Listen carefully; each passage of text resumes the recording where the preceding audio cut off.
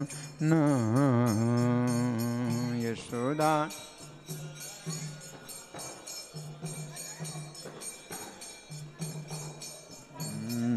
जय यशोदानंदना जय ब्रज जनरंजन यशोदानंद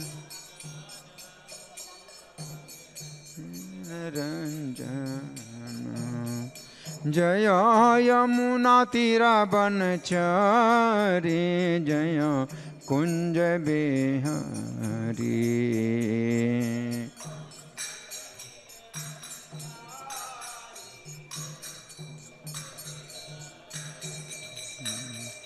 जय यमुना तीरावनचारी जय कुंज बिहारी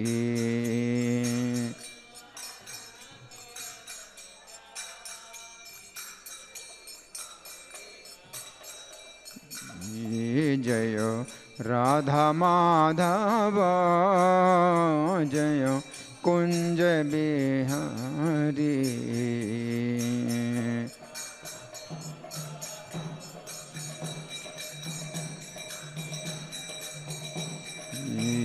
जय राधा माधव जय कुंज बिहारी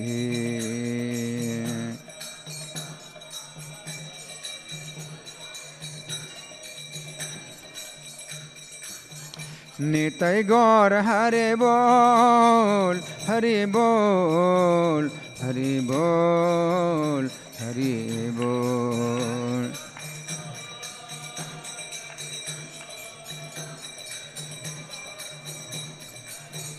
जय प्रभुपदा प्रभुपदा प्रभुपदा जय प्रभुपदा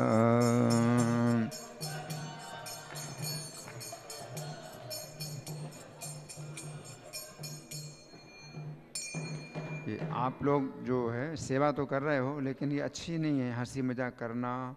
फिर किसी से दूसरा कोई दूसरा बजाता है, फिर कोई दूसरा तीसरा बजाता है, ये अच्छा नहीं है। आप लोग मुझे प्रवचन के बीच में बोलना पड़ रहा है कि फिर तो बाद में मिलते नहीं, आप लोग चले जाते हो, भाग जाते हो, कथा सुनते नहीं हो। लेकिन यहाँ बीच में जो है ये जो बजाने की सेवा है अच्छी नहीं है, क्योंकि एक दूसरे से बातें करना, फिर एक दूसरे से छीन लेना, दूसरे को कोई दूसरा लेता है, फिर कोई दूसरा लेता है, हंसते हो, बातें करते हो, ये जो है क्लास का अच्छा ये जो है तरीका नहीं है। आप लोग सेवा कर रहे हैं, अच्छी बात है, सेवा करो, लेकिन वो हंसना मजाक करना, फिर एक दूसरे से छीनना, एक दूसरे से लेना, वो ठीक नहीं है। ठीक है, आप लोग जा सकते हो, जाओ, हो गया जाओ। आगे से सेवा करो तो अच्छी तरह से सेवा करो, अच्छी भावना से सेवा करो, ठीक है? ठीक है ना? हाँ। सब लोग प्रणाम करिए। जय ओम विष्णुपाद परमहंस परिव्राजकाचार्य अष्टोत्तर श्री श्रीमधिस डिवाइन ग्रेस अभय चरणारविंद भक्ति वेदांत स्वामी श्रील प्रभुपाद की जय। नित्य लीला प्रविष्ट ISKCON founder acharya saviour of the whole world Srila Prabhupada की जय। नामाचार्य हरिदास ठाकुर की जय। प्रेम से कहो श्री कृष्ण चैतन्य प्रभु नित्यानंदा श्री अद्वैत गदाधर श्रीवासादि गौर भक्त वृंद की जय। श्री श्री राधा पार्थ सारथी ललिता विशाखा गोप गोपिका श्याम कुंड राधा कुंड गिरी गोवर्धन की जय। श्री श्री गौनिताय की जय। श्री श्री सीताराम लक्ष्मण हनुमान की जय। समवेत भक्त वृंद की जय। अनंत कोटि वैष्णव वृंद की जय। इस्कॉन वर्तमानाचार्य वृंद की जय। गौर Premanandi all glories to simple devotees, all glories to simple devotees, all glories to simple devotees, all glories to Sri Guru and Gauranga. हरे कृष्णा। तो आज जो शिवरात्रि का दिवस है, इस दिवस शिव जी का पार्वती के साथ विवाह हुआ था। तो आप लोग सुनिए ये कथा। हाँ, चूँकि भगवान कृष्ण सुना रहे हैं, भगवान कृष्ण स्वयं सुना रहे इस कथा को। और किसको सुना रहे हैं? राधा रानी को सुना रहे हैं। ये ब्रह्म वैवर्त पुराण में ये जो कथा है, ये उस समय की है जब भगवान कृष्ण रास नृत्य कर रहे हैं सब गोपियों के साथ। और जब गोपियों को मान हुआ तो भगवान गोपियों को त्याग करके राधा रानी के साथ एकांत में आ गए, राधा रानी के साथ एकांत में आ गए और उनको जो है कई प्रकार की कथाएं सुना रहे हैं। तो उसमें शिव पार्वती का विवाह भी है ना। तो ये कथा जो है इसलिए हम लोग सुन रहे हैं क्योंकि स्वयं कौन सुना रहे हैं इस कथा को? भगवान कृष्ण स्वयं सुना रहे हैं। किसको सुना रहे हैं? राधा रानी को सुना रहे हैं, है ना। तो सुनिए बड़े ध्यान से। वशिष्ठ जी ने जो है विवाह कराया था। ये विवाह किसने कराया था? वशिष्ठ जी ने कराया था। हाँ, किसका? शिव जी का पार्वती के साथ, है ना। तो पार्वती किसकी पुत्री हैं? हिमालय। पार्वती जी हिमालय की पुत्री हैं, है ना। और पार्वती की माता का नाम कौन है? क्या है? मैना। पार्वती की माता का नाम मैना है। तो वशिष्ठ मुनि ने जब आज्ञा दी तो हिमालय ने जो है विवाह की सामग्री एकत्रित की और बड़ी उतावली के साथ विभिन्न स्थानों में निमंत्रण पत्र भिजवाए।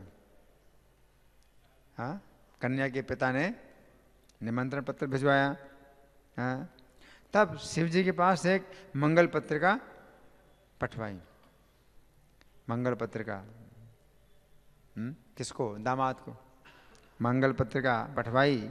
इसके बाद हिमालय पर्वतों के राजा हैं, विवाह के लिए भोजन के पदार्थ सब इकट्ठे किए, मिष्टान्न, कई प्रकार की मिठाइयाँ, दिव्य वस्त्र और स्वर्ण रत्न का अपार संग्रह किया।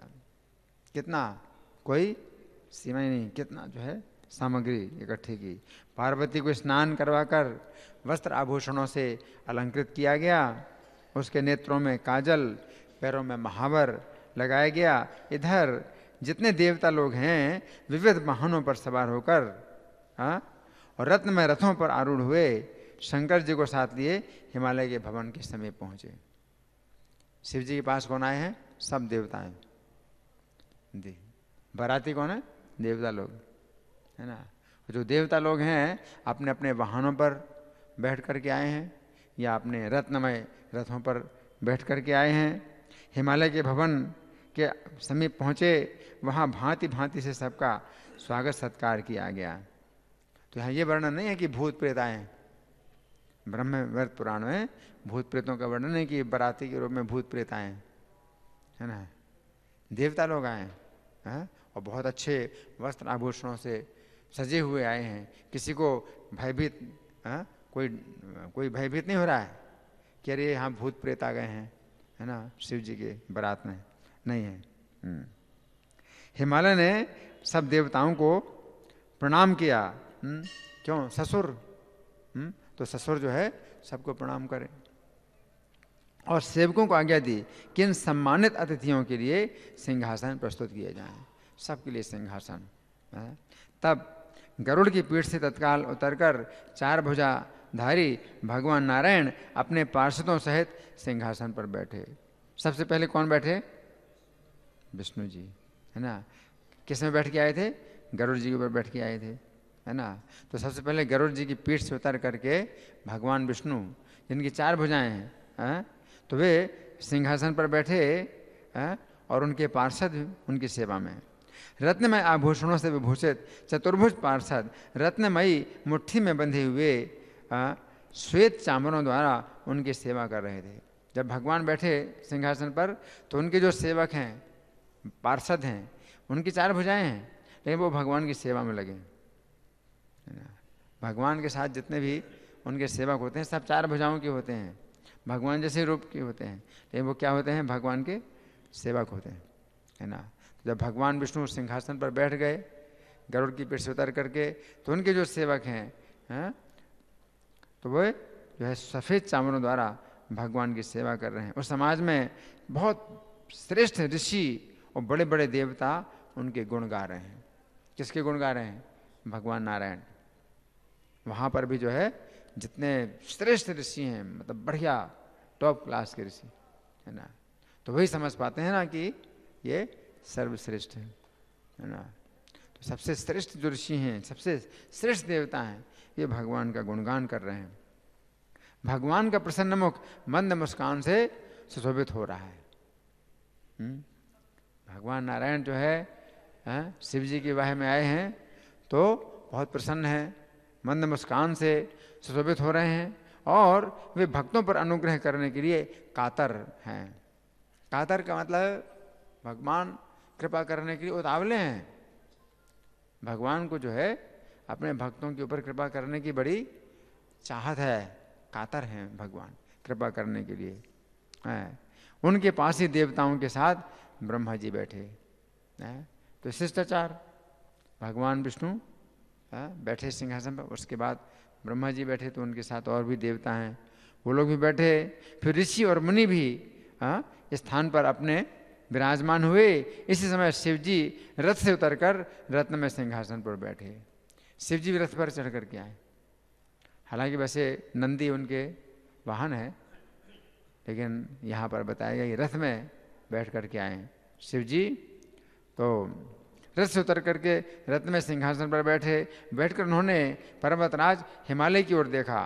तब शिव जी को देखने के लिए स्त्रियां, हिमालय नगर की स्त्रियां, हिमालय का नगर भी है, वहाँ रहने वाली जो स्त्रियां हैं, तो वे दर्शन करने के लिए आई, शिव जी का दर्शन करने के लिए। वस्त्र आभूषणों से विभूषित स्त्रियां आई दर्शन करने के लिए।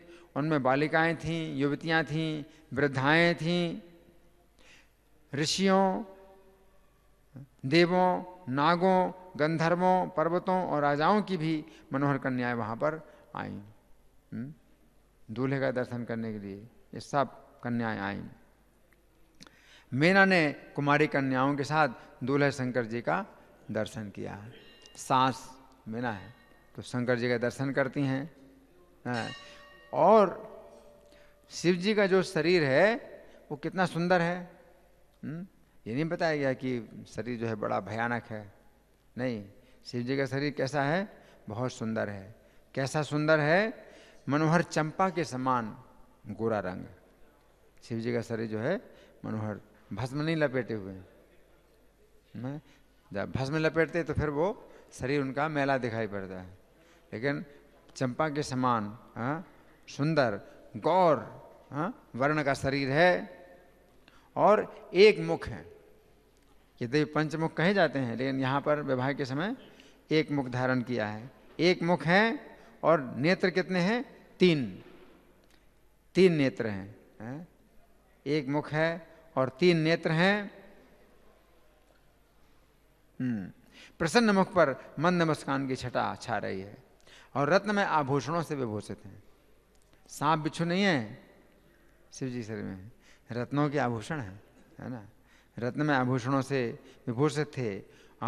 और उनके शरीर में चंदन, अगुरु, कस्तूरी, सुंदर कुमकुम का जो है लेप किया था।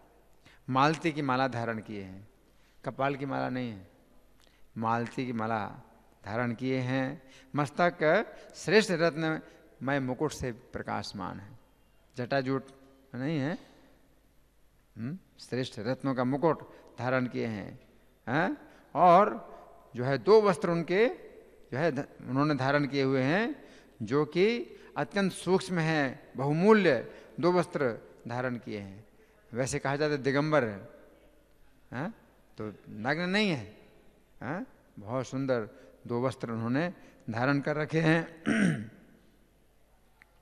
हाथ में रत्नों का दर्पण लेकर लिए हुए हैं। दूल्हे को दिया जाता है कि अपनी शोभा देखते रहो, तो हाथ में जो है दर्पण दिया जाता है कि भाई देखो, अपना मुख देखो। तो शिव जी को भी जो है 2 जो है दर्पण, नहीं 2 नहीं, 1 दर्पण हाथ में रत्नों का दर्पण लिए हुए हैं। अंजन से अंजित होने के कारण नेत्रों की शोभा बहुत बढ़ गई है। नेत्रों में क्या लगा है? अंजन लगा है, तो और सुंदर है। नेत्र बहुत सुंदर हैं शिव जी के, हैं, और पूर्ण प्रभा से आच्छादित होने के कारण अत्यंत मनोहर दिखाई देते हैं। अवस्था बहुत तरुण है, अत्यंत तरुण अवस्था है ना। तरुण अवस्था कहते हैं टीन एज, यानी 13 से 19 वर्ष की अवस्था तरुण अवस्था। इस अवस्था में वे हैं। और उन्होंने भगवान नारायण की आज्ञा से अनुपम रूप, सुंदर रूप, भगवान नारायण ने आज्ञा दी उनको कि आप जो है अपना घोर रूप मत दिखलाओ, कोई जो है डरेगा। तो बहुत सुंदर रूप जो है धारण किए हुए हैं शिव जी। तो भगवान नारायण की विशेष आज्ञा है। तो ये शंकर जी जो है ऐसे दिव्य जामाता को देखकर आनंदमग्न हुई मैना ने शोक त्याग दिया। सास का जो है सब दुख दूर हो गया। इतने कैसा सुंदर हमें जामाता मिला है, दामाद मिला है। तो मैना ने शोक त्याग दिया। और जितनी युवतियां हैं वो क्या बोली? सती धन्य है, धन्य है। पिछले जन्म में सती दक्षी कन्या थी ना, तो शरीर छोड़ दिया था। तो कहते सती धन्य है, धन्य है कहकर वहाँ आई हुई युवतियों ने पार्वती के सौभाग्य की भूरी भूरी प्रशंसा की। कुछ कन्याएं कहने लगीं, अहो पार्वती बड़ी भाग्यशालिनी है। और कुछ कामिनी अकाम भाव से युक्त हो मौन और स्तब्ध रह गईं। कितनी बोल उठी, अरे सखी, हमने अपने जीवन में ऐसा वर कभी नहीं देखा है। स्त्रियां बाजे बजाने वालों ने भांति भांति की कलाएं दिखाते हुए मधुर वाद्य बजाए। अपनी कला दिखा रहे हैं बाजे बजाने वाले, अपनी कला दिखाते हुए मधुर वाद्य बजाए। इसी समय हिमवान के अंतःपुर की परिचारिकाएं पार्वती को बाहर ले आईं। वो रत्नमय सिंहासन पर बैठी हैं। पार्वती रत्न सिंहासन पर बैठी थीं। उनके सामने रत्नों की बेदी शोभा पा रही है। उसके मुखमंडल का कस्तूरी सिंदूर के बिंदुओं से श्रृंगार किया गया है। चंदन से चर्चित उनके भाल देश से बड़ी शोभा हो रही है। श्रेष्ठ रत्नों से निर्मित हार वक्षस्थल की शोभा बढ़ा रहा है। ये दुल्हन है पार्वती, और शिव जी की ओर कनखियों से देख रहे हैं। त्रिलोचन, शिव जी को कहा जाता है त्रिलोचन। त्रि माने 3, लोचन माने नेत्र, है ना। एक मुख है और 3 नेत्र हैं। तो कनखियों से देख रही हैं अपने पति को, कनखियों से देख रही हैं। उनके सिवा उनकी और कहीं दृष्टि नहीं जाती, क्योंकि वो सती हैं। पार्वती जी जो है अपने पति की सिवा और कुछ है वो सोचती नहीं है ना। तो ये जो उनका एक विशेष गुण है कि शिव जी की सिवा उनकी दृष्टि कहीं जाती नहीं। उनके मुख पर अत्यंत मंद मुस्कान की आभा बिखरी हुई थी। कटाक्ष पूर्वक देखने के कारण बड़ी मनोहर जान पड़ती थी। उनकी भुजाएं और हाथ रत्नों से निर्मित केयूर, कड़े और कंगन से विभूषित हैं। केयूर, कड़े और कंगन, कंगन यहाँ होता है और केयूर यहाँ है ना, बाजूबंद। हाँ, केयूर, कड़े, कंगन से विभूषित थे। और करधनी, रत्नों की बनी हुई करधनी शोभा दे रही थी। झनकारते हुए मंजीर चरणों का सौंदर्य बढ़ाते थे। वो बहुमूल्य कीमती 2 वस्त्रों से शोभित थीं। सुंदर कपोल कुंडलों से जगमगा रहे थे। दांतों की पंक्ति जो है ये मणियों की प्रभा को भी छीन लेती। दांत कितने हैं चमकीले हैं, मणियों की प्रभाव को भी छीन लेती हैं दांतों की पंक्ति। एक हाथ में रत्नों का दर्पण लिए हैं। तो वधू को भी जो है दर्पण दिया जाता है कि देखो अपना शोभा देखो। और दूसरे में क्रीड़ा कमल लेकर घुमा रही हैं। क्रीड़ा कमल, हाथ में कमल लिए हैं खेलने के लिए, कमल दिए घुमा रही हैं। ऐसी अलौकिक रूप वाली जगदम्बा को सब लोगों ने प्रसन्नता के साथ देखा। ये जगदम्बा हैं, मतलब जगत की माँ है, जगत की माता है। सबने देखा, हर्ष युक्त शिव जी ने के नेत्र भी कोने से पार्वती को देखते हैं। शिव जी भी अपने नेत्र से पार्वती को देखते हैं। देखकर आनंद विभोर हो गए। संपूर्ण आकृति सती से सर्वथा मिलती जुलती है। शिव जी का बहुत प्रेम है सती से, जिन्होंने अपना शरीर छोड़ दिया है। क्यों शरीर छोड़ दिया था? क्योंकि उनके पिता दक्ष ने शिव जी का अपमान किया था, है ना। तो शिव जी के प्रति इतना उनका स्नेह, अपने पति के प्रति इतना स्नेह कि शरीर छोड़ दिया। तो शिव जी भी उनका गुण समझते हैं। अब पार्वती के रूप में जब जन्म लिया है तो शिव जी देख रहे हैं कि ये सती ही जैसी है, बिल्कुल चेहरा बिल्कुल सती जैसा है। देखकर आनंद विभोर हो गए। उसे देखकर शंकर जी ने विरह का परित्याग कर दिया और सब कुछ भूल गए। सारे अंग पुलकित हो गए, नेत्रों में आनंद के आंसू भर आए। शिव जी को स्नेह है पार्वती से, आनंद के आंसू भर आए। उसी समय हर्ष से भरे हुए हेममान ने पुरोहित के साथ जाकर वस्त्र, चंदन, आभूषणों द्वारा उनका वर के रूप में वर्ण किया। तो इसको कहते हैं वर्ण, है ना। तो वर का वर्ण किया हेममान ने, और भक्ति भाव से उन्होंने माला पहनाई, दूल्हे को माला पहनाई। यथासंभव वेद मंत्रों के उच्चारण पूर्वक उनके हाथ में अपनी कन्या का दान कर दिया। उसके बाद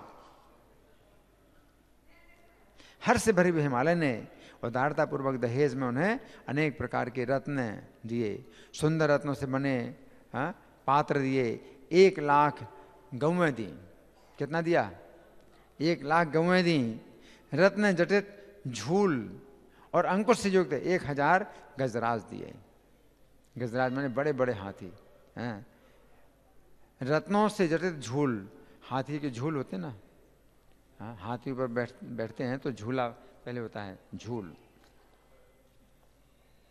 तो रत्नों से जटित झूल और अंकुश से युक्त 1000 गजराज दिए। सजे सजाए 3 लाख घोड़े दिए।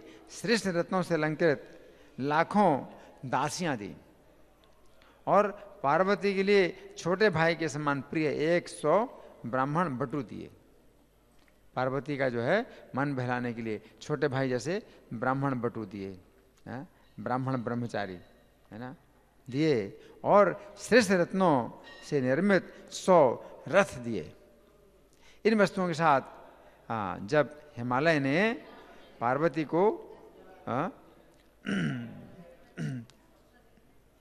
को जो है प्रदान किया, शंकर जी ने प्रसन्न मन से स्वस्ति कहकर ग्रहण किया। हिमालय ने कन्यादान करके शंकर जी की स्तुति की। उन्होंने दानों हाथ जोड़ करके जो है स्तुति की, शंकर जी की स्तुति की, है ना। तो फिर भगवान कृष्ण आगे बताते हैं कि हे राधे, उसके बाद महादेव जी ने वैदिक विधि से अग्नि की स्थापना करके पार्वती को अपने बाएं भाग में बिठाकर वहीं पर यज्ञ किया। उस यज्ञ के विधि पूर्वक संपूर्ण हो जाने पर शिव जी ने ब्राह्मण को दक्षिणा के रूप में 100 स्वर्ण दिए। तब गिरिराज के नगर की स्त्रियों ने प्रदीप लाकर मांगलिक कृत्य का संपादन किया। फिर वे नव दंपति को घर में ले गईं। उन सब ने प्रेम पूर्वक जय ध्वनि की और शुभ निर्मंथन करके शिव जी की ओर देखा। उस समय उनके अंगों में रोमांच हुआ। वास भवन में प्रवेश करके कामिनी ने देखा शंकर अत्यंत सुंदर रूप वेशभूषा से शोभित हैं। उनका प्रत्येक अंग रत्नों से निर्मित आभूषणों से विभूषित है। चंदन, अगुरु, कस्तूरी, कुमकुम का लेप है उनके शरीर में। उनके प्रसन्न मुख पर मंद मुस्कान की प्रभा फैल रही है। वे कटाक्ष पूर्वक देखते और मन को हर लेते हैं। वेशभूषा अपूर्व है, सिंदूर बिंदुओं से विभूषित है। गौर कांति मनोहर चंपा की आभा को तिरस्कृत कर रही है। शिव जी का शरीर कैसा है? बार बार बताया जाता है कि चंपा का फूल जैसे होता है। कैसा होता है? सफेद होता है ना, गौर कांति। सर्वांग सुंदर हैं, नूतन यौवन से संपन्न हैं और मुनियों के चित्त को भी मोह लेने वाले हैं। अब यहाँ पर 16 देवांगनाएं आई हैं, 16 देवियां यहाँ पर आई हैं। पहली है सरस्वती। कौन? सरस्वती। दूसरी है लक्ष्मी, तीसरी सावित्री, चौथी गंगा, पांचवी रति। रति कौन है? कामदेव की पत्नी। कितनी हो गई? पांचवी। छठी अदिति, किसकी पत्नी? कश्यप मुनि की पत्नी छठी। सातवीं सची, कौन है? इंद्र की पत्नी, सातवीं, सात हो गई। आठवीं लोपामुद्रा, किसकी पत्नी? अगस्त मुनि की। कितनी हो गई? 8। नवीं अरुंधति, किसकी पत्नी? वशिष्ठ मुनि की पत्नी। कितनी हो गई? 9। 10वीं अहल्या, गौतम मुनि की पत्नी, 10 हो गई। 11वीं तुलसी, हाँ, भगवान कृष्ण की पत्नी। कितनी हो गई? 11। 12वीं स्वाहा, किसकी पत्नी है? अग्नि की पत्नी है। कितनी हो गई? 12। 13वीं रोहिणी, कौन है? चंद्रमा की पत्नी, 13 हो गई। और 14वीं वसुधा देवी, वसुधा देवी इन पृथ्वी देवी है ना, भगवान कृष्ण की पत्नी है। कितनी हो गई? 14। 15वीं शत्रुपा, किसकी पत्नी? मनु की पत्नी। और 16वीं संज्ञा, सूर्य की पत्नी। ये 16 देवियां उपस्थित थीं ना। ये शिव जी का जब विवाह हो रहा है तो 16 देवियां उपस्थित हैं, ये है ना। ये देवियां वीआईपी देवियां हैं, देवियों में भी वीआईपी। इनके सिवा और भी बहुत सी मनोहर रूप वाली देव कन्याएं थीं, नाग कन्याएं थीं, मुनि कन्याएं थीं। उस समय जो देवांगनाएं हिमालय के भवन में विराजमान थी, उन सब की संख्या बताने में कौन समर्थ है? कितनी संख्या में देवियां हैं। उनके दिए हुए रत्नमय सिंहासन पर दूल्हा शिव जी बैठे हैं। देवियों ने दिया रत्नों का सिंहासन और शिव जी दूल्हा बने बैठे हैं। उस समय 16 दिव्य देवियों ने मधुर वाणी में शंकर जी को बधाई दी। यही 16 देवियां, इन्होंने शिव जी को मधुर वाणी में बधाई दी। इनके साथ विनोद भरी बातें की और पार्वती को सुख पहुंचाने के लिए विनम्र अनुरोध किया। शिव जी से अनुरोध किया विनम्रता पूर्वक कि आप सुख पहुंचाओ। किसको? पार्वती को सुख पहुंचाओ, है ना। ऐसा नहीं कि आप ऐसे विरक्त बने रहेंगे, है? तो ये नहीं है, आप सुख पहुंचाइए।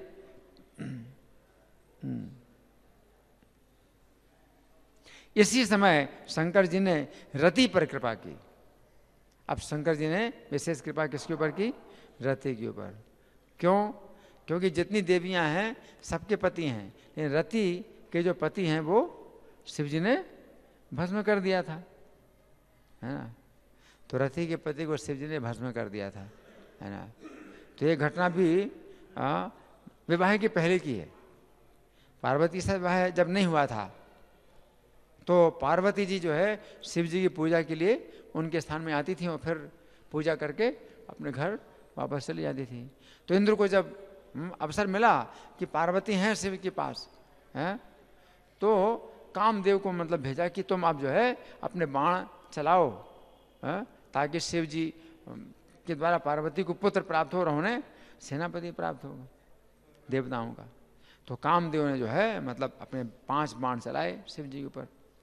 तो शिव जी के ऊपर तो उनका असर नहीं हुआ, और जब शिव जी की दृष्टि पड़ी कामदेव के ऊपर तो कामदेव भस्म हो गया, है ना। तो कामदेव भस्म हो गया था, है ना। तो रति ने फिर बहुत शोक किया अपने पति का भस्म होने में। तो शिव जी ने तो कोई उत्तर नहीं दिया, लेकिन उस समय कुछ देवियां थीं, उन्होंने कहा कि अपने पति की भस्म का जो है कुछ थोड़ा सा अंश अपने वस्त्र में बांध लो, और जब शिव जी का क्रोध शांत हो जाएगा तब अवसर मिलने पर वो तुम्हारे पति को जीवित कर देंगे।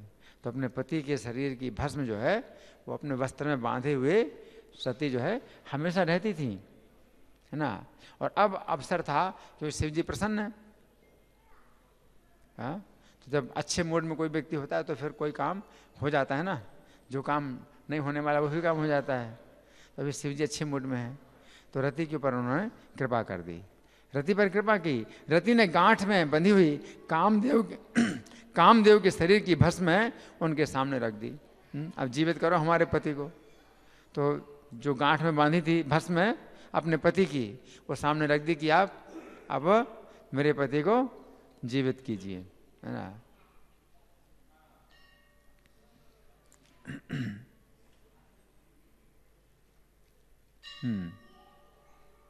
और शिव जी ने अपनी अमृतमयी दृष्टि से देखकर भस्म के उस ढेर से पुनः कामदेव को प्रकट कर दिया। अमृतमयी दृष्टि डाली भस्म के ऊपर और कामदेव को प्रकट कर दिया।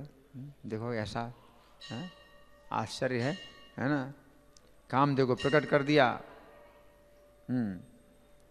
तत्पश्चात योगियों के गुरु निर्विकार शंकर ने उन परिहास परायणा देवियों से कहा, अब जो देवियां हैं परिहास करने लगी कि कामदेव प्रकट हो गया ना, कामदेव को जीवित कर दिया, तो देवियां आप क्या सोचती हैं कि अब कामदेव का जो असर है ये शिव जी के ऊपर आएगा, तो परिहास करने लगी। लेकिन शिव जी कितने इस विषय में सावधान हैं। इससे शिक्षा मिलती है कि जो पराई स्त्रियां हैं अब हंसी मजाक कर रही हैं, तो शिव जी ने क्या उत्तर दिया, सुनिए शिव जी ने क्या उत्तर दिया, आप सब की सब साध्वी और जगन माताएं हैं, फिर मुझ पुत्र के प्रति ये चपलता क्यों कर रही हो। शिव जी ने ऐसा उत्तर दिया। तो जो स्त्रियां हैं वो शिव जी को जो है वो उनको जो है कुछ ऐसे बातें करती थी, हंसी मजाक की बातें कर रही हैं, तो उन्होंने तुरंत कहा कि मैं तो जो है आप लोगों का पुत्र हूँ और आप लोग सब माताएं हैं, तो मेरे साथ चपलता क्यों कर रही हैं आप लोग, है ना।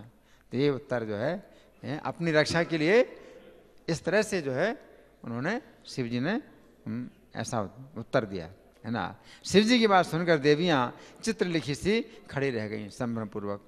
अब माता बना दी, अब कैसे हंसी मजाक करेंगे। शिव जी ने कहा आप लोग माताएं हैं मेरे साथ में, मैं तो आपका पुत्र हूँ, मेरे साथ चपलता क्यों कर रही हो, है ना। फिर उन्होंने मनोहर राज सिंहासन पर विराजमान हो भोजन किया। शिव जी ने भोजन किया और फिर चित्रकारी देखी महल की। ये सब देखकर उन्होंने आश्चर्य हुआ। रात को उन्होंने उसी दिव्य भवन में विश्राम किया। जब प्रातःकाल हुआ तो नाना प्रकार के बाजों की मधुर ध्वनि होने लगी। फिर तो सब देवता वेग पूर्वक उठे और वेशभूषा से सजे अपने आप को वाहनों पर सवार अपने अपने वाहनों पर सवार होकर कैलाश की यात्रा के लिए उद्यत हो गए। अब हिमालय से कहाँ जा रहे हैं, कैलाश। हिमालय पर्वत में विवाह हुआ या हिमालय की कन्या से विवाह हुआ, और अब सब लोगों को लेकर के बारात जा रही है कहाँ, कैलाश में जा रही है, कैलाश। उस समय नारायण की आज्ञा से धर्म उस वास भवन में गए और शंकर जी से ये वचन बोले। धर्म देवता, तो धर्म देवता क्या बोले, धर्म देवता की जो है पत्नियां है ना, दक्ष की कन्याएं, दक्ष की जो 16 कन्याएं थी उनमें से 13 कन्याएं धर्म को ब्याही थी और एक कन्या सत्य को ब्याही थी। तो सत्य ने शरीर छोड़ दिया था, तो धर्म देवता जो है शिव जी के पास आए। शिव जी से ये वचन बोले कि हे शिव आपका कल्याण हो, उठिए उठिए और श्री हरि का स्मरण करते हुए आप पार्वती के साथ यात्रा कीजिए। धर्म देवता है तो धर्म देवता क्या कहेंगे, अगर आपको यात्रा करना है तो हरि का स्मरण करते हुए करो। तो शिव जी को भी जो है उन्होंने आदेश दिया, धर्म देवता ने आदेश दिया। अगर धर्म आदेश देंगे तो क्या आदेश दें, हरि का स्मरण करते हुए आप यात्रा करिए। तो शिव जी का भी कल्याण, शिव जी कल्याणकारी हैं, उनका भी कल्याण कैसे होता है, हरि का स्मरण करने से उनका कल्याण होता है। और धर्म उनको आदेश दे रहे हैं कि आप हरि का, श्री हरि का स्मरण करते हुए पार्वती के साथ यात्रा कीजिए। तो धर्म की बात सुनकर शंकर जी ने पार्वती के साथ यात्रा आरंभ की। पार्वती के साथ शंकर की यात्रा करते समय मैना उच्च स्वर से रो पड़ी और शिव जी से बोली। सास है तो सास तो रोएंगी, कन्या जा रही ना, दामाद के साथ कन्या जा रही है तो सास को कैसा लगेगा, है ना, दुख हो रहा है। तो शिव जी से रो करके बोली, कृपा निधि कृपा करके मेरी बच्ची का पालन करना, आप आशुतोष हैं, इसके हजारों दोषों को क्षमा करना। मेरी बेटी जन्म जन्म में आपके चरण कमलों में अनन्य भक्ति रखती आई है। जो मेरी पुत्री है ये जन्म जन्म आपकी ही जो है भक्त है, आपकी ही पत्नी है, आपके चरण कमलों की भक्ति है। सोते जागते हर समय ऐसे अपने स्वामी महादेव के सिवा दूसरे किसी की याद नहीं आती है, किसी के बारे में नहीं सोचती है, ना माता ना पिता ना भाई, अपने पति को ही सोचती है। आपके प्रति भक्ति की बातें सुनते ही इसका अंग अंग पुलकित हो उठता है। अगर भक्ति की बातें करें तो अंग अंग पुलकित हो उठता है और नेत्रों से आनंद के आंसू बहने लगते हैं। आपकी निंदा कान में पड़ने पर ऐसी मन हो जाती है मानो मर गई हो। ये सास बता रही हैं शिव जी से कि जो मेरी कन्या है कैसी है, अगर आपकी निंदा कान में पड़ती है तो कैसी हो जाती है, मौन हो जाती है, जैसे मर गई हो। निंदा नहीं सुनना चाहती, शिव जी की निंदा नहीं सुनना चाहती। मैंने ऐसा कह रही थी कि हिमवान तत्काल वहां आ पहुंचे, अपनी बच्ची को छाती से लगाकर फूट फूट कर रोने लगे। पार्वती पुत्री है तो हिमवान ने छाती से लगा करके रोने लगे और बोले कि मेरे इस घर को सुना करके तू कहाँ चली जा रही है पुत्री।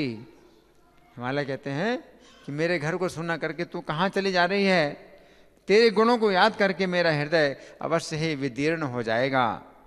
यूं कहकर हिमालय ने अपनी पुत्री शिव को सौंप दी और पुत्र और बंधु बांधवों सहित वे बार बार ऊंचे स्वर से रोने लगे। ससुर रो रहे हैं। उस समय शिव जी भगवान नारायण ने उन सबको कृपा पूर्वक अध्यात्म ज्ञान देकर धीरज बंधाया। भगवान है साक्षात, तो भगवान सबको धीरज बंधाते हैं कैसे, अध्यात्म ज्ञान के द्वारा।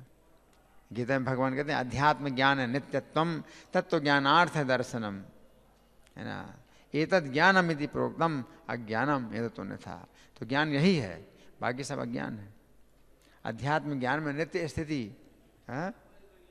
तत्व ज्ञान के अर्थ को हमेशा देखना, इसी को ज्ञान कहते हैं। तो भगवान ने जो है अध्यात्म ज्ञान देकर धीरज बंधाया। पार्वती ने भक्ति भाव से माता पिता और गुरु को प्रणाम किया। वे महामाया रूपिणी हैं, अतः माया का आश्रय ले बारंबार जोर जोर से रोने लगी। पार्वती के रोने से ही वहां सब स्त्रियां रोने लगीं। पत्नियों और सेवकों सहित संपूर्ण देवता और मुनि भी रो पड़े। पार्वती ने जो है अपने रोने से सबको रुला दिया, सबको रुला दिया, है ना। जो बहुत मतलब वैसे ज्ञानी ध्यानी थे तो वो भी रोने लगे। उस समय जो है पार्वती का ऐसा प्रभाव था। फिर भी मानसशाही देवता शीघ्र ही कैलाश पर्वत को चल दिए और 2 ही घड़ी में शिव के निवास स्थान पर जा पहुँचे। हिमालय से कैलाश की यात्रा कितनी देर लगी, 2 घड़ी। 2 घड़ी मतलब 48 मिनट में, 48 मिनट में पहुँच गए। ये देखकर वहाँ के मंगल कृत्य का संपादन करने के लिए देवताओं और मुनियों की पत्नियां भी दीप लिए शीघ्रतापूर्वक और हर्षपूर्वक वहाँ पर आईं। अब ये स्त्रियां जो है कौन है, जो मंगल कृत्य कर रही हैं, वर और वधू। अब तो अपने घर में आए ना कैलाश में शिव जी, तो मंगल कृत्य करने के लिए देवताओं की स्त्रियां आई हैं। वायु की स्त्री हैं, कुबेर की स्त्री, शुक्र की स्त्रियां हैं, बृहस्पति की पत्नी तारा हैं, दुर्वासा की स्त्री है, अत्रि की पत्नी अनुसूया है, चंद्रमा की पत्नियां हैं, देव कन्याएं हैं, नाग कन्याएं हैं और हजारों मुनि कन्याएं भी उपस्थित हुई। कन्याएं मतलब जो विवाहिताएं नहीं हैं वो भी मंगल कृत्य कर रहे हैं। वहाँ असंख्य स्त्रियों का समूह आया। उन सब की गणना करने में कौन समर्थ है, कितनी स्त्रियां आई। उन सब ने मिलकर नव दंपति का प्रवेश कराया उनके निवास मंदिर में। तो ये भी बहुत बड़ी घटना है। और उन महेश्वर को रत्नमय सिंहासन पर बैठाया। वहां शिव जी ने सती को उनका पहले वाला घर दिखाया। शंकर जी ने क्या दिखाया, पहले वाला घर, मतलब पिछले जन्म में। शिव जी कहते हैं कि देखो ये तुम्हारा घर पिछले जन्म का है, तुम पिछले जन्म में तुम इसी घर में रहती थी, है ना। शिव जी वही हैं और उनकी पत्नी ने दूसरा जन्म लिया है। तो पिछले जन्म का जो है घर बताती हैं, तुम्हारा पिछले जन्म का घर ये है। और प्रसन्नतापूर्वक पूछा, प्रिय क्या तुम्हें अपने इस घर की याद आती है? हाँ, याद करो, तुम्हारा घर है पिछले जन्म का। शिव जी कहते हैं यहीं से तुम अपने पिता के निवास स्थान को गई थी। जब मैंने मना किया था तुमने मेरी बात नहीं मानी और पिता की आगे में गई, फिर वहाँ अपना शरीर भी छोड़ दिया, है ना। उसके बाद तुम यहाँ आई, दोबारा आई है। जब से गई तो वापस आई नहीं, तो मैं शरीर ही छोड़ दिया था, है? अब दोबारा आई हूँ, है ना। तो यहाँ इसी घर से तुम अपने पिता के निवास स्थान को गई थी। अंतर इतना है, इस समय तुम गिरिराज कुमारी हो, उस समय तुम दक्ष कन्या थी, दक्ष कुमारी। उस समय तुम दक्ष कुमारी थी, इस समय गिरिराज कुमारी हो, हैं? तुम यहाँ पर दक्ष कन्या के रूप में निवास करती थी, हैं? और अभी हो हिमालय कन्या के रूप में आई हो। तुम्हें पूर्व जन्म की बातों का सदा स्मरण रहता है, इसीलिए पिछली बातों की याद दिला रहा हूँ। शिव जी कहते तुम्हें सब कुछ याद रहता है, इसलिए तुम्हें याद दिला रहा हूँ। यदि तुम्हें उन बातों का स्मरण है तो कहो, बताओ याद आता है तुम्हें? शिव जी कहते याद आता है तुमको? शंकर जी की बात सुनकर पार्वती मुस्कुराई और बोली, प्राणनाथ मुझे सब बातों का स्मरण है, किंतु इस समय आप चुप रहिए। पार्वती की कहती है इस समय आप चुप रहिए, हैं? क्यों? क्योंकि बड़ी लज्जा की बात है ना, क्योंकि दक्ष की पुत्री, तो उन्होंने ये कहा भी था पार्वती ने कि मैं अब ये शरीर धारण नहीं करूंगी, क्योंकि अगर शिव जी हंसी हंसी में भी तुम मुझे दक्ष की पुत्री कहेंगे तो मैं उदास हो जाऊंगी। अब मैं दक्ष की पुत्री कहलाना ही नहीं चाहती। दक्ष ने मुझे शरीर दिया है, उस शरीर को मैं छोड़ रही हूँ और पिता के संबंध को तोड़ रही हूँ। तो पार्वती ने ऐसा कहा था, और अब शिव जी उनको याद दिला रहे हैं, तो कहते हैं आप चुप रहो, मत याद दिलाओ। क्योंकि लज्जा की बात है, हैं? दक्ष का जो है व्यवहार ऐसा नहीं। और हिमालय के घर में जन्म लिया, हिमालय जो है शिव जी के प्रति आदर की भावना है ना। तो हिमालय घर में जन्म लिया।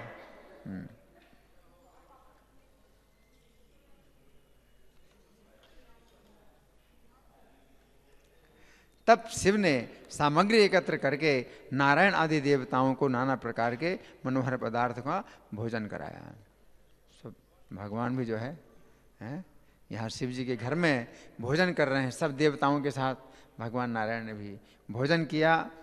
भोजन के पश्चात भांति भांति के रत्नों से अलंकृत हुए, उनको आभूषण पहनाए गए, अलंकृत हुए, और अपनी स्त्रियों और सेवकों के सहित सब देवता शंकर जी को प्रणाम करके विदा हुए। भगवान नारायण और ब्रह्मा को शंकर जी ने स्वयं ही प्रणाम किया। ये शिष्टाचार। जितने देवता सब शिव जी को प्रणाम करके गए अपने अपने घर, लेकिन भगवान नारायण और ब्रह्मा जी को शंकर जी ने प्रणाम किया, है ना। वे दोनों उन्हें हृदय से लगाकर आशीर्वाद देकर अपने अपने स्थान को चले गए। भगवान नारायण भी चले गए, ब्रह्मा जी भी चले गए। इसके बाद हिमवान और मैना ने मैनाक को बुलाया। मैनाक कौन है? उनका पुत्र होगा, हिमालय का पुत्र है मैनाक, मैनाक पर्वत, है ना। जब हनुमान जी जब समुद्र पार कर रहे थे तो मैनाक जो है समुद्र के अंदर ही था, तो मैनाक ऊपर उठा था हनुमान जी को विश्राम देने के लिए। तो मैनाक एक ऐसा पर्वत है जिसके पंख सुरक्षित हैं। बाकी सब पर्वतों के पंख इंद्र ने काट दिए थे, कि पहले पर्वत उड़ा करते थे, और जब पर्वत उड़ते थे और कहीं गिर जाएं तो बहुत नुकसान करते थे, तो इंद्र ने पर्वतों के पंख काट दिए। तो मैनाक पर्वत ने चालाकी से अपनी रक्षा कर ली, तो वो समुद्र में चला गया। तो मैनाक पर्वत के पंख अभी भी हैं और समुद्र के अंदर रहता है। तो हनुमान जी को विश्राम देने के लिए समुद्र के ऊपर आया था।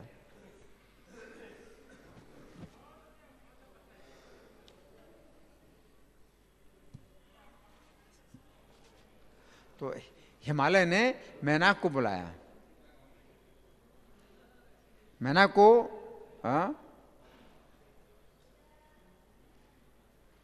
बुलाया और कहा बेटा तुम्हारा कल्याण हो, तुम शिव और पार्वती को शीघ्र यहाँ बुला लाओ। अब शिव पार्वती को यहीं बुलाओ। हिमालय कहते हैं कि कैलाश से अब शिव पार्वती को यहाँ बुला लाओ। उनकी बात सुनकर मेनाक शीघ्र ही शिव धाम में गया और पार्वती और शिव को लेवाकर आ गया। पार्वती का आगमन सुनकर बालक बालिका वृद्धा युवती स्त्रियां उन्हें देखने के लिए दौड़ी आईं। पर्वत लोग भी आनंद पूर्वक भागे आए। सब पर्वतों को, पर्वतों के राजा के दामाद हैं, तो वर वधू का दर्शन करने के लिए सब जितने पर्वत हैं सब दौड़े दौड़े आए। और मेना अपने पुत्रों और बहू के साथ मुस्कुराती हुई दौड़ी। मेना के और भी पुत्र हैं, उनकी बहुएं हैं, है ना, तो मुस्कुराती हुई दौड़ी। हिमालय भी प्रसन्नतापूर्वक पुत्र की अगवानी के लिए दौड़े आए, दौड़ करके आए हैं। देवी पार्वती ने रथ से उतरकर बड़े हर्ष के साथ माता पिता और गुरुजनों को प्रणाम किया। उस समय वे आनंद के समुद्र में गोते लगा रही थीं। हर्ष बेहवल मेना और आनंदित हिमालय ने पार्वती को हृदय से लगा लिया। उन्हें ऐसा लगा मानो गए हुए प्राण वापस आ गए हों। पुत्री को घर में रखकर गिरिराज ने उनके लिए रत्न सिंहासन दिया और शिव और उनके पार्षदों को मधुपर्क देकर हर्षपूर्वक उनका सत्कार किया। पार्षदों सहित शिवजी अपने ससुर के घर में रहने लगे। पार्वती शिवजी कहाँ रह रहे हैं? अपने ससुर के घर में रह रहे हैं। वहाँ प्रतिदिन पत्नी सहित उनके 16 उपचारों से पूजा होने लगी। 16 उपचार होते हैं पूजा के। तो रोज जो ससुर और सास हैं वो शिव जी की 16 उपचारों से पूजा करते हैं। इस प्रकार भगवान कृष्ण कहते हैं कि मैंने तुमसे शंकर जी के मंगल परिणय की कथा कह सुनाई, जो हर्ष बढ़ाने वाली है और शोक का नाश करने वाली है ना। तो इस तरह से हमने इनकी शिव जी की कथा सुनी। तो शिव जी के बारे में बताया जाता है, वैष्णवा नाम यथा शंभु, जितने वैष्णव हैं उनमें शिव जी सर्वश्रेष्ठ हैं। तो श्रीमद् भागवत की महिमा का वर्णन करते समय ये कहा जाता है कि जैसे गंगा जी नदियों में श्रेष्ठ हैं, शिव जी वैष्णवों में श्रेष्ठ हैं, उसी प्रकार श्रीमद् भागवत पुराणों में श्रेष्ठ है ना। तो इससे क्या पता चलता है कि शिव जी वैष्णवों में श्रेष्ठ हैं, है ना। और अगर हमें शिव जी से कुछ अगर मांगना है तो हमें उनसे भक्ति मांगना चाहिए। जो लोग शिव जी के भक्त होते हैं और भौतिक कामनाएं मांगते हैं तो उनको बंधन प्राप्त होता है।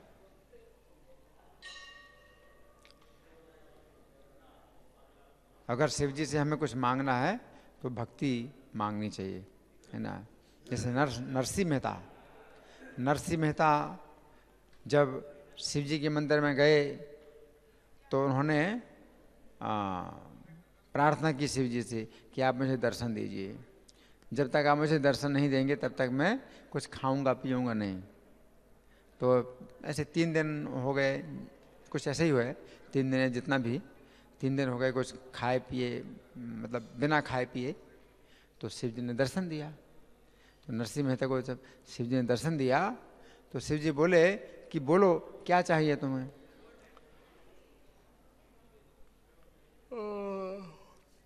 तो नरसिंह ने क्या कहा, ये बड़े मतलब शिक्षा की बात है कि अगर शिव जी कहें कि क्या चाहिए तो हमें क्या मांगना चाहिए। तो नरसिंह मेहता ने कहा आपको जो अच्छा लगे वो मुझे दीजिए। तो ये अच्छा है ना, सबसे बढ़िया चीज़ है कि आपके लिए जो सबसे बढ़िया चीज़ है, आपको जो सबसे बढ़िया लगता है वो चीज़ हमें दीजिए। तो शिव जी बोले सबसे बढ़िया तो मुझे कृष्ण का दर्शन लगता है, तो कृष्ण का दर्शन करोगे? बोले हाँ। नरसिंह ने कहा हाँ कृष्ण का दर्शन करेंगे, आपको जो सबसे अच्छा लगता है वो मुझे दीजिए। तो शिव जी बोले मुझे सबसे अच्छा तो कृष्ण का दर्शन लगता है, तो कृष्ण का दर्शन करना है। हाँ हाँ कृष्ण का दर्शन करना है। तो फिर कृष्ण के दर्शन हुए। नरसी को जो है कृष्ण के दर्शन हुए, है ना।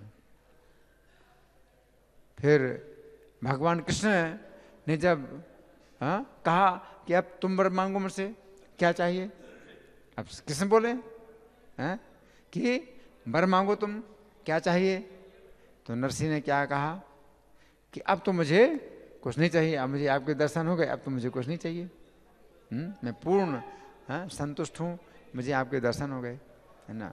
ये शिक्षा मिलती है। भगवान कृष्ण ने फिर नरसिंह मेहता को एक तंबूरा दिया था, है ना, तंबूरा, और कहा था राग केदार में जब तुम जो है भजन गाओगे तो मैं तुम्हें बुलाए हुए की तरह दर्शन दूंगा।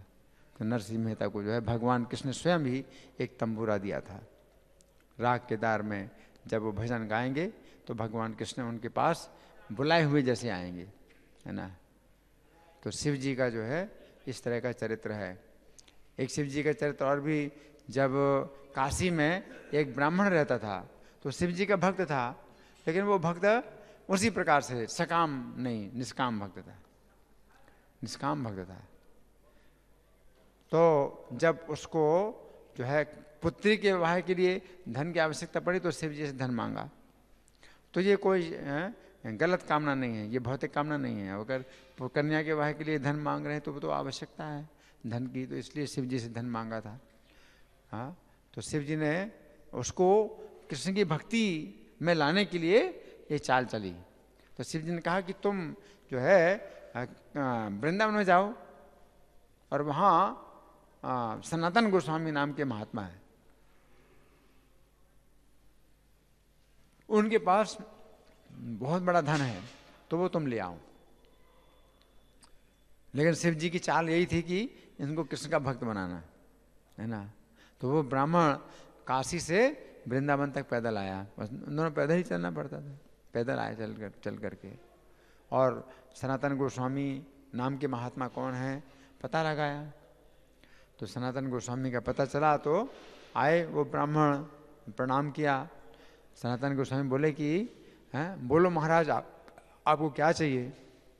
तो बोले कि मुझे तो शंकर जी ने भेजा है, मुझे पुत्री का विवाह करना है, मुझे धन की आवश्यकता है। तो सनातन गोस्वामी बोले कि अगर आप पहले आए होते तो मैं आपका जो है सोने से और जो है खजाने से आपका जो है भर देता, आपका घर भर देता।